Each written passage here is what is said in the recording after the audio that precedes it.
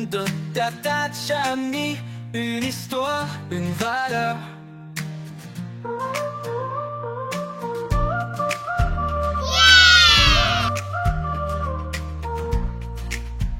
Vous suivez?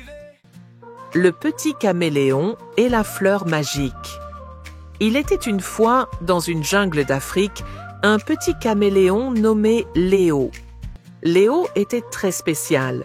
Il changeait de couleur selon son humeur. Quand il était content, il devenait jaune comme le soleil. Quand il était fâché, il devenait rouge comme une tomate. Et quand il était curieux, il devenait vert comme les feuilles. Mais Léo avait un petit problème. Il oubliait souvent de dire des mots gentils comme « bonjour »,« s'il te plaît »,« pardon » et « merci ».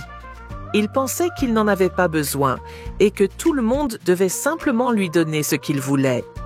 Un jour, alors qu'il se promenait dans la forêt, Léo aperçut une magnifique fleur magique.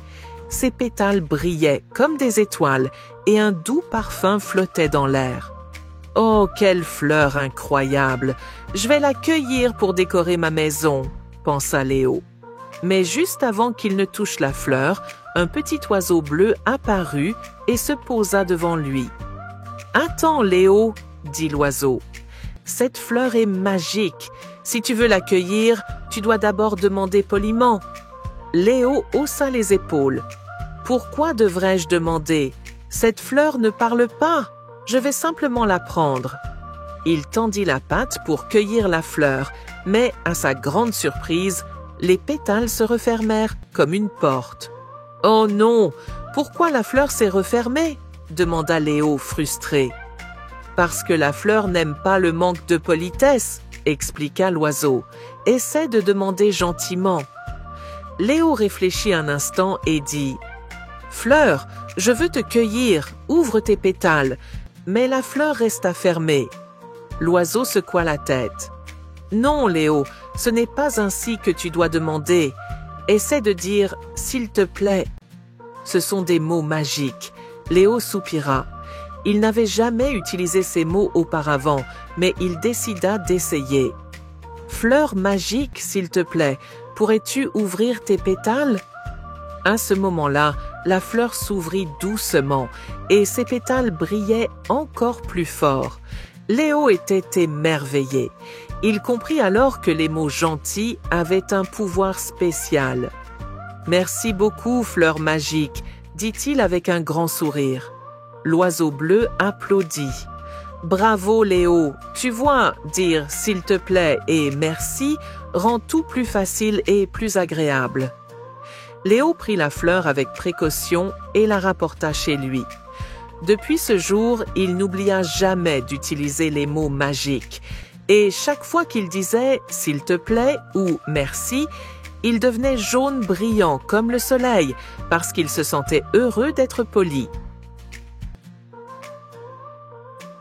La leçon à retenir est que les mots comme « bonjour »,« s'il te plaît »,« pardon » et « merci » sont magiques. Ils ouvrent des cœurs et rendent la vie plus belle. Si tu as aimé ce conte, mets un pouce bleu et abonne-toi pour découvrir d'autres histoires captivantes. Faites entrer la magie des contes africains dans votre foyer. Découvrez notre collection de contes fantastiques, où chaque histoire est une leçon de vie pour vos enfants. Pour les 2 à 5 ans, plongez dans un monde coloré où les animaux de la savane enseignent la gentillesse, le partage et la curiosité. Des histoires courtes et captivantes, parfaites pour les tout-petits, qui apprennent en s'émerveillant. Pour les 5 à 10 ans, suivez les aventures de courageux héros et d'héroïnes qui affrontent des défis avec sagesse et détermination. Ces contes abordent des thèmes comme l'amitié, l'honnêteté, la persévérance et le respect, avec des mots adaptés à leur âge. Pour les plus de 10 ans, des récits profonds et inspirants qui explorent des sujets essentiels comme la confiance en soi, la prudence face aux dangers modernes, la gestion des émotions et la préservation de ses valeurs. Des histoires qui préparent les préadolescents et adolescents à affronter le monde avec discernement et courage. Ces différents contes ouvrent le dialogue et aident à expliquer des concepts importants avec douceur et clarté. Offrez à vos enfants un cadeau qui grandit avec eux, des histoires qui éduquent, inspirent et guident. Une histoire par jour, une leçon pour la vie. Vous suivez Les contes de Tata Chani, une histoire, une vague.